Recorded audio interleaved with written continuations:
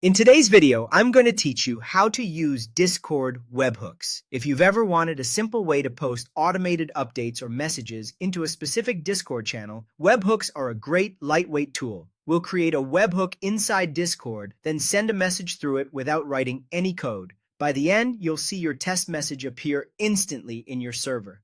First, let's create a webhook. Open Discord and head to the server where you want messages to appear. Choose the channel you want to post into, then click the channel's settings gear. In the settings menu, go to integrations and then open the webhook section. Click create webhook. Give it a clear, descriptive name so you'll recognize it later, and make sure the correct target channel is selected. This name and channel determine how your messages will show up and where they'll land. Now click copy webhook URL. This URL is the key your tools will use to send messages into your server, so keep it private. Anyone with that link can post to the channel, so treat it like a password and don't share it publicly. If you don't see the integrations option, you may need the Manage Webhooks permission in that server. Next, let's send a message through the webhook using a no-code method.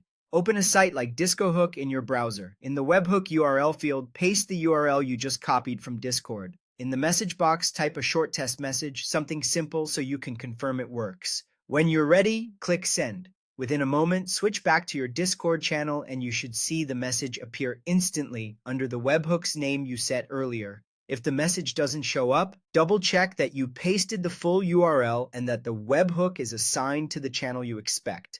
Also, make sure you're connected to the internet and that the site you're using is up and running. That's it. You've created a webhook and sent a message with no coding required. Remember, keep your webhook URL private and store it somewhere safe so you can reuse it for future updates. You can always return to the integrations area in your channel settings to review or manage your webhooks later.